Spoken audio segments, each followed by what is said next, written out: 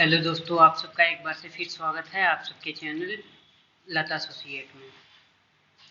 तो आज हम आपके लिए एक वीडियो फिर से लाए हैं। अभी हाल ही में ही कल हम 9 सितंबर को हमारी जीएसटी काउंसिल की 54th मीटिंग हुई है न्यू दिल्ली में, जिसको रिप्रेजेंट किया था हमारी फाइनेंस मिनिस्टर निर्मला सीतारमण जी के द्वारा किया गया है। अब इसमें हाल ही में बहुत चेंजेस किए गए हैं जीएसटी में। कुछ नई टैक्स रेट जोड़े गए हैं, किसी में रिड्यूस किया गया है, किसी को जीएसटी से एग्जेम्प्ट कर दिया गया है। क्या क्या चीज़ें की गई हैं, आइए आगे हम देखते हैं।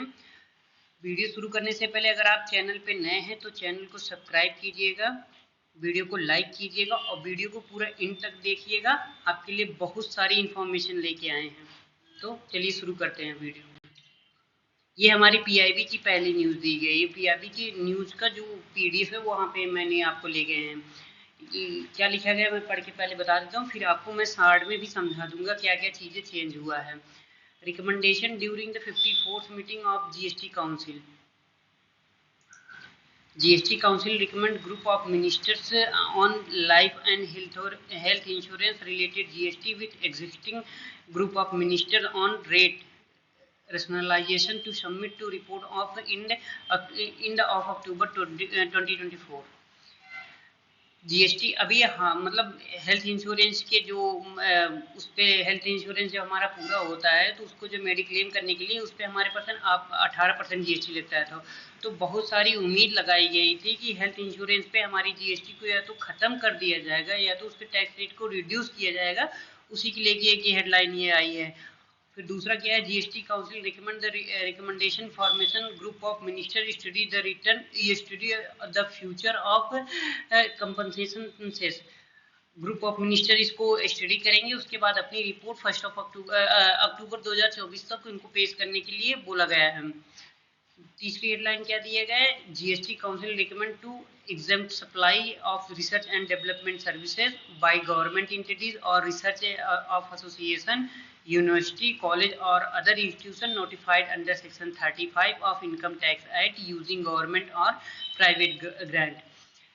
जीएसटी को एग्जेम्प्ट कर दिया गया रिसर्च एंड डेवलपमेंट के सर्विसेज के लिए, और ये स्पेशली बस गवर्नमेंट एंटिटीज़ के लिए किया गया। जैसे गवर्नमेंट यूनिवर्सिटी हो गए, गवर्नमेंट कॉलेज हो गए, इन्हीं में अगर आप रिसर्च एंड डेवलपमेंट की संबंधित कोई भी सर्विस देते हैं तो वो जीएसटी के सेक्शन को जीएसटी में अमेंडमेंट डाल के इसको एग्जेम्प्ट में डाल दिया गया है।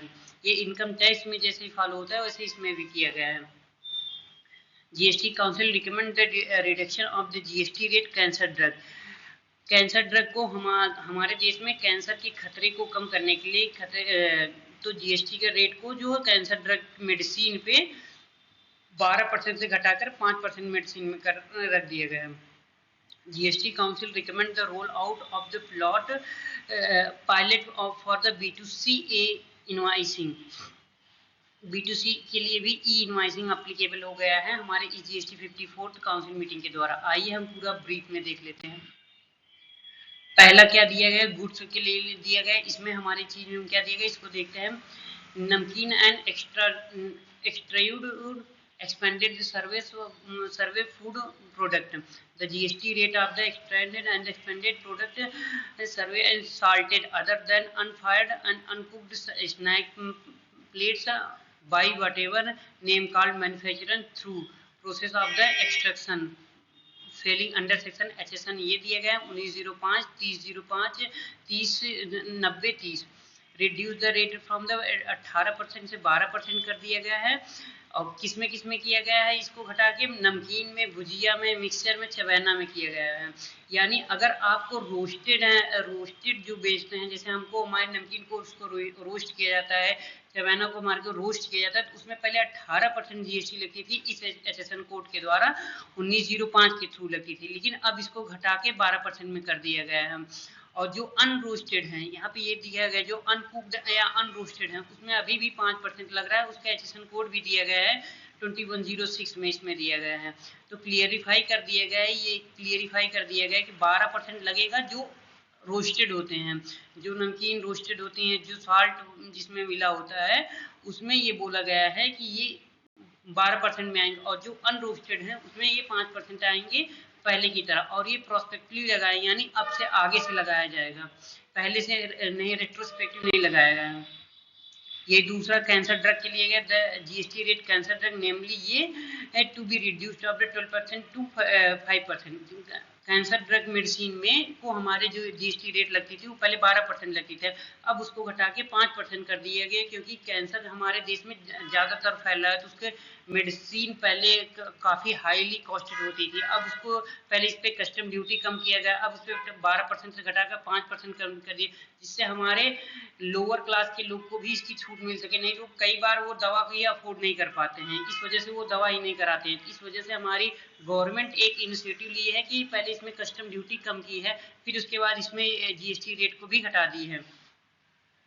तीसरा क्या दिया गया, मेटल स्क्रैप। मेटल स्क्रैप में आरसीएम को जोड़ दिया गया है, पहले इसमें नहीं था। RCM charge reverse charge mechanism to be introduce on supply of metal scrap by unregistered person to registered person, provided by that the supplier shall take registration as when it cross threshold limit, and the recipient who is liable to pay under the RCM shall pay tax even the suppliers of under threshold limit।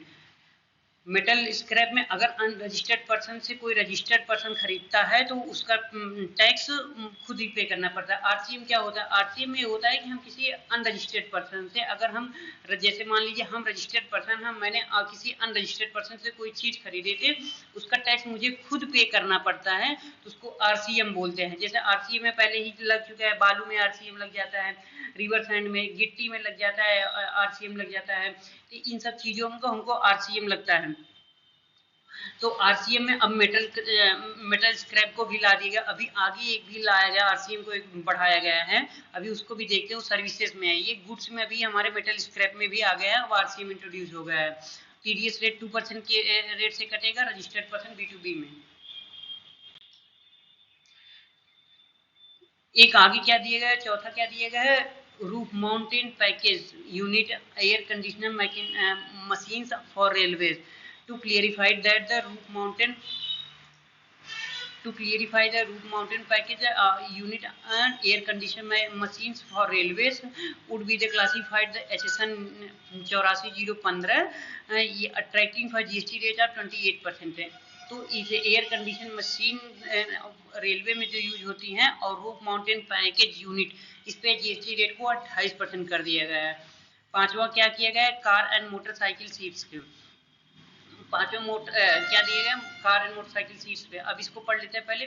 To clarify that the car seat are classified under 9401, ये HSN code है। And attract the GST rate of the 18%। पहले ये 18% लगता था car की seat को पे, लेकिन अब ये क्या कर दिया, GST rate on the car seat classified under 9401 to be increase from the 18% to 28%। Car की सीट को हम पर जो जीएसटी लगती थी वो पहले वो 18% लगती है, अब उसको इंक्रीज करके 28% कर दिया गया है।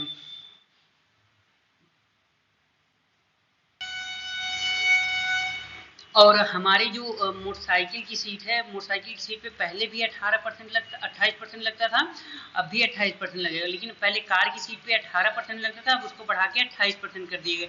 यानी दो चीज़ों पे लगाया गया, 28% लगाया गया है एयर कंडीशन में मशीन रेलवे पे लगाया गया, और कार की सीट पे भी 18% से बढ़ा के 28% कर दिएगा। और एक चीज़ दिया गया था गुड्स में, क्या दिया गया, नमकीन पे भी लगाया गया था।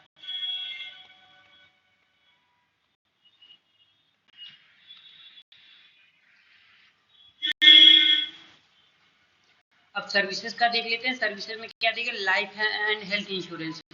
Health insurance GST council recommend the constitute A group of ministers of the holistically look into the issue the presenting of GST on the life insurance and health insurance. The group of ministers are Bihar, UP, West Bengal, Karnataka, Kerala, Rajasthan, Andhra Pradesh, Meghalaya, Goa, Telangana, Tamil Nadu, Punjab, Gujarat. The group of ministers to issue submitted the report by end of October 2024। LIC पे पहले हमारे mediclaim, LIC का जब हमारा insurance पूरा हो जाता था उसको मेडिक्लेम करने पे हमको 18% जीएसटी अभी भी देना पड़ता है। तो उसी के लिए हमारे बहुत सारे लोग ये लगा रहे थे कि आशा कर रहे थे कि हमारे जो रेट ऑफ इंटरेस्ट है वो जीएसटी रेट या तो घट जाएगा या तो खत्म कर दिया जाएगा, पर अभी हमारी 54 जीएसटी काउंसिल मीटिंग में एक कमेटी गठित की गई ग्रुप ऑफ मिनिस्टर्स की, जो ये कमेटी स्टडी करेगी, फिर उसके बाद अपना रिपोर्ट एंड ऑफ अक्टूबर तक देगी कि इसमें क्या घटाना चाहिए या इसको खत्म कर देना चाहिए, ये दिएगा। ग्रुप ऑफ मिनिस्टर्स कहाँ कहाँ से होंगे? बिहार, यूपी, वेस्ट बंगाल, कर्नाटक, केरला, राजस्थान, आंध्र प्रदेश, मेघालय, गोवा, तेलंगाना, तमिलनाडु, पंजाब एंड गुजरात से भी होंगे। इतनी जगह से ग्रुप ऑफ मिनिस्टर की कमेटी बनाई गई है, जो एक अध्ययन करेगी कि हमारी लाइफ इंश्योरेंस की मेडिक्लेम पे जो 18% की जीएसटी लेती थी, उसको घटा के अब या घटाया जाए या तो उसको खत्म कर दिया जाए। दूसरा सर्विसेज में क्या है? Transport of the passenger by helicopter to notify the GSTA at the rate of 5% on the transport of passenger by helicopter on seat share basis, and regularize the GST for past period on as is where is basis, to also clarify that the charter of the helicopter will continue to attract up to 18% of GST। अगर helicopter जिसमें seat sharing होती है, उसमें अगर आप ticket लेते हैं या उसको ट्रैवल करते हैं, उसमें 5% जीएसटी लगेगी। अगर आपका प्राइवेट चार्टर बुक करते हैं तो उसमें 18% से जीएसटी लगेगी। पहले ये चीजें हमारे जीएसटी में नहीं थी, तो जो हमारे एविएशन वाले हैं वो अपने हिसाब से लगाते थे, किसी में 5%, किसी में 12% लगा के वो अपने हिसाब करते हैं। पर अब जीएसटी काउंसिल ने एक फिक्स कर दिया कि अगर जिसमें सीट शेयरिंग होती है तो वो हमारी 5% में आएगा, और जो हमारी प्राइवेट चार्टर होती है बुक करके ले जाते हैं या प्राइवेट होती है, उसमें 18% जीएसटी लगेगी।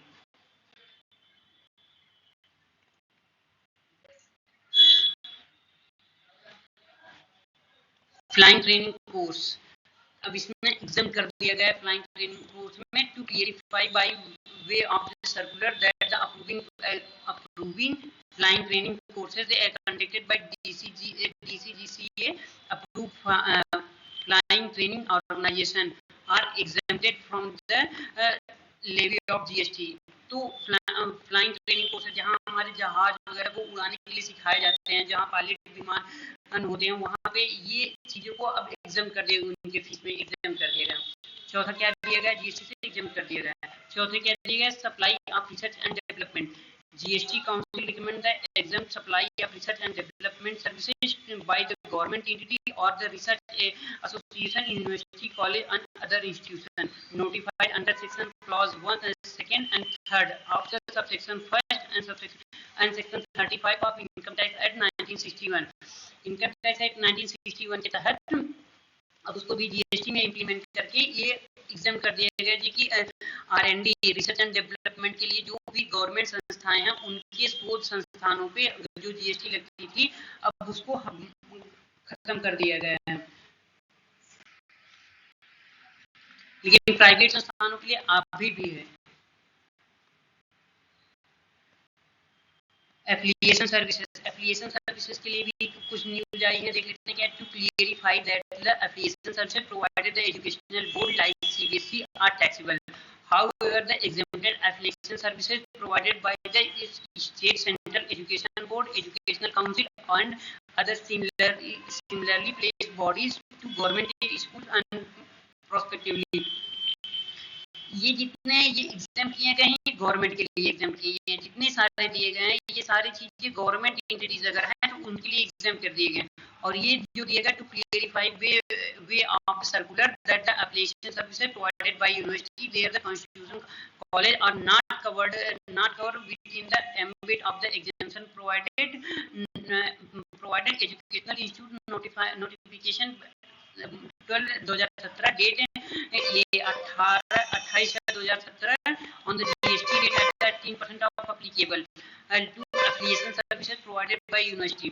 यानी पहले 18% लगता था, अब उसको एग्जाम कर दिया गया है, लेकिन ये बस गवर्नमेंट एंटिटी के लिए किया गया, ना कि प्राइवेट एंटिटी के लिए किया गया है। तो गवर्नमेंट एंटिटी जो एप्लीकेशन सर्विसेज देते थे उनके लिए ये जीएसटी 2017 से रेट्रोस्पेक्टिव लगा के इसको अमेंडमेंट करके ये कर दिया गया है कि अब इसमें एग्जाम कर दिया गया एप्लीकेशन सर्विसेज पर। गवर्नमेंट एंटिटी के लिए, प्राइवेट एंटिटी के लिए अभी भी 18% एप्लीकेबल है। Import of services by branch office, इसको भी एग्जाम कर दिया गया है। To exempt import of services established the foreign airlines company from the related person any of its establishment outside India outside India when made or without consideration. The council also recommendation regularize the past period as is where is basis. तो जो foreign airline company है उनके लिए भी exam कर दिया गया है, इंपोर्ट सर्विसेज के लिए किया गया है। 8वां पॉइंट देख लेते हैं, renting and commercial property. To bring the renting commercial property by unregistered person to a registered person under the reservation charges mechanism RCM preventive other revenue leakage। तो एक हुआ, अभी इसके पहले भी आरसीएम का ये देखा गया था, और दूसरा ये देखा गया आरसीएम में अगर रेंटल सर्विसेज होती है यानी अनरजिस्टर्ड पर्सन से हम कोई लैंड या बिल्डिंग को हम लेते हैं, उस पर हम रेंट दे देते हैं, या कोई मशीन ही पर हम देते हैं उसको हम रेंट देते हैं, तो अब उसको भी आरसीएम में लायबल कर दिया गया है।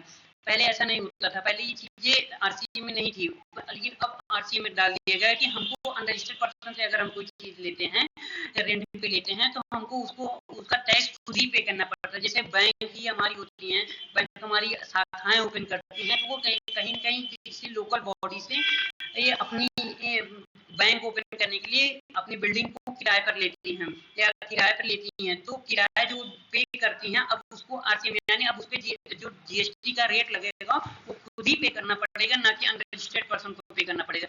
अगर अनरजिस्टर्ड पर्सन पे करता है तो रजिस्टर्ड ही हो जाएगा ना, इसीलिए इसको आरसीएम में डाल दिया गया है।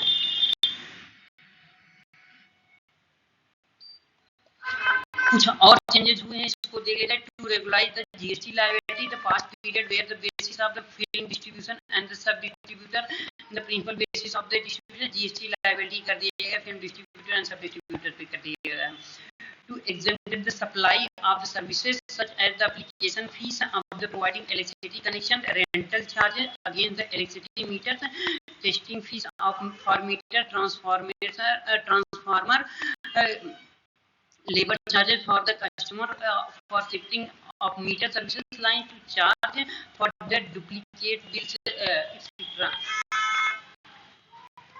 तो जो इलेक्ट्रिक मीटर की टेस्टिंग फीस होती थी, ट्रांसफार्मर की फीस, लेबर चार्ज, तो इसको भी जीएसटी से एग्जाम कर दिया गया है। ये भी पिछले ही मतलब पीछे से लगाया जाएगा, रेट्रोस्पेक्टिव लगाया जाएगा, ना कि ये आगे से लगाया जाएगा।